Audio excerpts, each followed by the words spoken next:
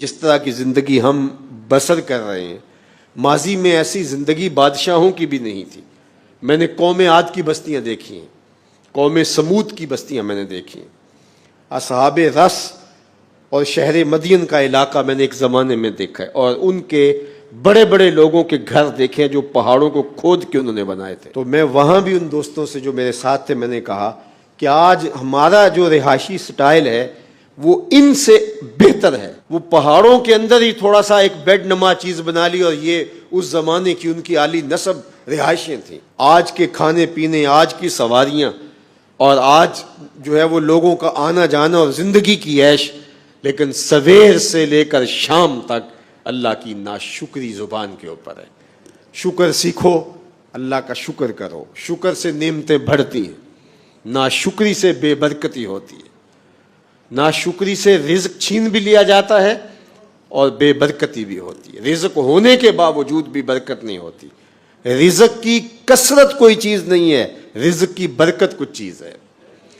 تھوڑا ہو لیکن اس میں اللہ برکت ڈال دے، وہ کفایت کرے، وہ ضرورت کو پورا کرے، وہ صحت افزا ہو، وہ بدن کی فربہی کا، بدن کی صحت کا سبب بنے۔ لیکن رزق کی فراوانی ہو لیکن برکت والا نہ ہو تو وہ رزق، وہ مال، وہ دولت وبال بن جاتا ہے۔ اس لیے اللہ سے رزق مبارک مانگا کرو۔ میں تو جب بھی دعا مانگتا ہوں تو یہ عرض کیا کرتا ہوں، اللہ رزق حلال، رزق وسیع، رزق سہل، رزق مبارک اور رزق فراواں عطا کر دے، جو سہولت سے مل جائے۔ ہماری زندگی کا مقصد سویر سے لے کر شام تک روٹی روزی کمانا ہی نہیں ہے۔ زندگی کے مختلف حصے ہیں، ہم نے اللہ کو راضی کرنا پہلی ترجیح ہے، اس کے حکام کے مطابق زندگی گزارنی ہے، یہ ہماری ترجیح ہے۔ اس کے پیارے محبوب علیہ السلام کی اطاعت کے دائرے میں رہنا ہے، ہم نے رشتوں کا خیال کرنا ہے، ہم نے لوگوں کی ضرورتوں کی تکمیل کے لیے کوشش کرنی ہے، ہم نے اپنے نفس کا حق دینا ہے، پھر ہم نے اپنی ضرورت جو جڑی ہوئی ہے ہمارے ساتھ، پیٹ کی ضرورت ہے، اس کو پورا کرنے کے لیے کچھ مزدوری بھی کرنی ہے، کچھ کام بھی کرنا ہے۔ وہ کوئی دفتر کی مزدوری ہو، وہ آپ دکان پہ مزدوری کر رہے ہو، کاشتکاری کر رہے ہو، تجارت کر رہے ہو، جو بھی کر رہے ہو، جو آپ کو میسر وسائل ہیں اس کے مطابق۔ لیکن ہم پیدا اس لیے نہیں ہوئے کہ ہم جو ہے وہ پیسے ہی کمانے کی مشین ہوں۔ آج ہمارا مسئلہ ہو گیا سویر سے لے کر شام تک یہی کام ہے، اور لوگوں نے اپنی زندگیاں لگا دی ہیں پیسے کمانے ہیں۔ بچہ جوان ہوتا ہے تو پیسے کمانے لگتا ہے، اس نے گھر بنانا ہے، اس نے یہ بنانا ہے۔ ہم تو جو رب کا خاص وقت ہے نماز، اس میں بھی سوچ رہے ہوتے ہیں دکان پر گاہک نہ کھڑا ہو، تو پھر اس نماز میں کیا نور آئے گا؟ جس نماز میں کھڑے ہو کہ ہم رب کے نہیں ہیں، رب کے سامنے کھڑے ہو کے بھی اس کے نہیں ہیں، تو دکان پہ اس کے کیسے ہوں گے؟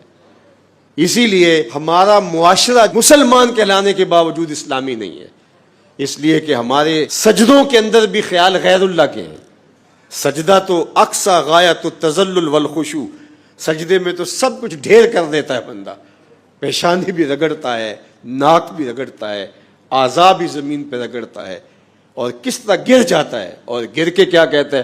سبحان ربی الاعلی، مالک یہ ہوں میں گرا پڑا اور تو ہے سب سے اعلیٰ۔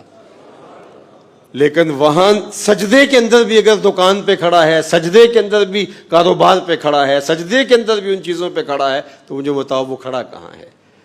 تو اپنی زندگی کو منظم ہمیں کرنا چاہیے، جو اللہ نے میسر کر رکھا ہے اس سے ہماری اگر ضرورت پوری ہوتی ہے تو اس پہ شکر بجا لانا چاہیے۔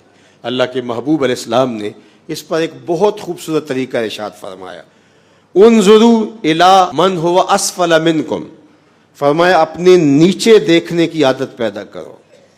جب نیچے دیکھو گے تو تمہیں تسلی ہو جائے گی کہ میرے مالک نے میرے اوپر بڑا کرم کیا ہے۔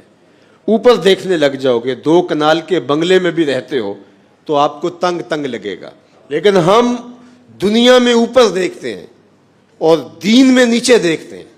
حالانکہ فرمایا گیا کہ دنیا میں اپنے نیچے دیکھو اور دین میں اپنے اوپر دیکھو۔